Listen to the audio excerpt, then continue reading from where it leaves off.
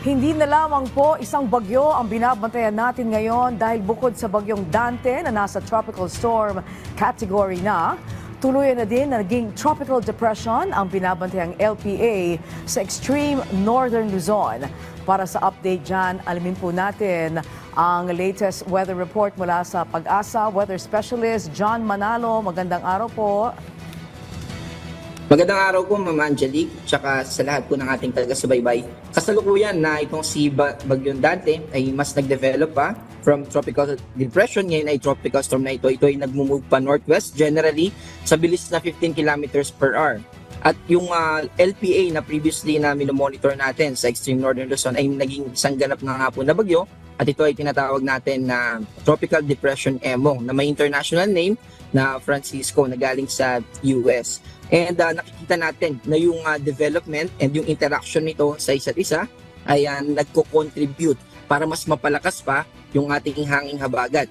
At asahan natin na magkakaroon tayo ng mga tuloy-tuloy na pagulan at malalakas na hangin. At dahil dito kay Emong ay may nakataas tayo na Tropical Cyclone Wind Signal number 1 sa Ilocos Norte, sa western portion ng Ilocos Sur, sa northwestern portion ng La Union, at western portion ng Pangasinan. Saan natin na posible yung malalakas na hangin dun sa mga nabanggit nating na lugar.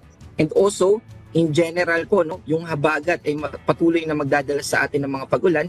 Kaya gusto nating paalalahanan na mag-ingat, iwasan hanggat maaari na lumusong sa mga baha.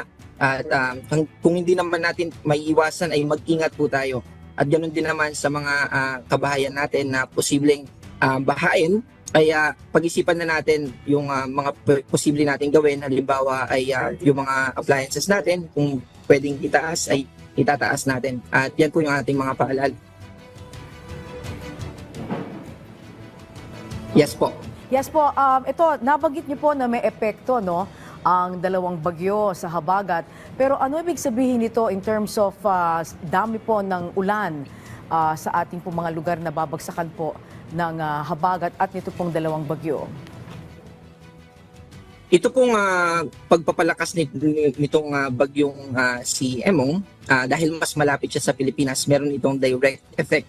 Kaya asahan natin yung 50 to 100 millimeters na mga ulan. Ibig po sabihin ng value na yan, posible yung mga flash floods or yung mga localized floodings, lalo na sa mga low-lying areas or yung mga bahaing areas. Dito yan sa Cagayan, Ilocos Norte, Ilocos Sur, Abra, Kalinga, and Apayao.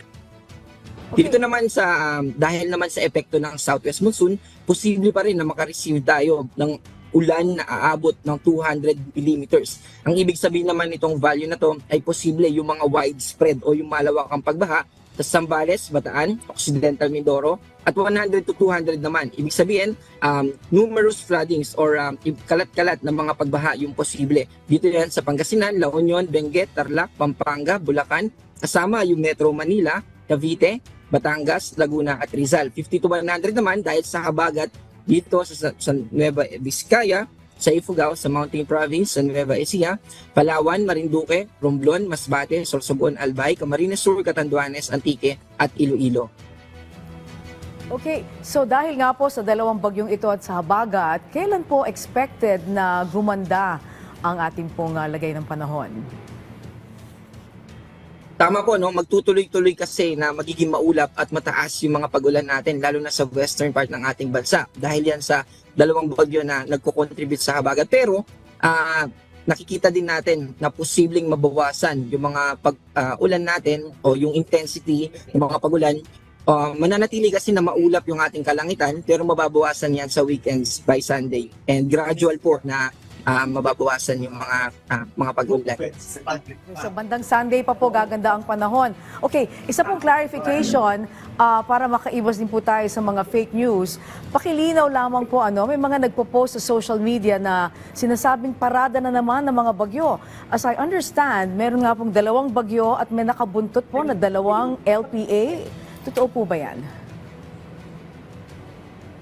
Meron pa pong isang LPA na tayong binabantayan sa labas ng Philippine Area of Responsibility, pero pa-north po ito at hindi yan papasok sa Philippine Area of Responsibility. And yes po, I agree na dapat mag-monitor po tayo kasi may lumabas po na fake page ng Pag-asa at nagpapalabas po rin sila ng information pero medyo scarecaster yung dating nila dahil may 6 daw po na bagyo. Pero hindi po ito totoo at umantabay po tayo sa official page ng Pag-asa. At ganoon din po dito sa ating himpilan. Okay, maraming salamat po sa paglilinaw. Thank you po, Pag-asa Weather Specialist John Manalo.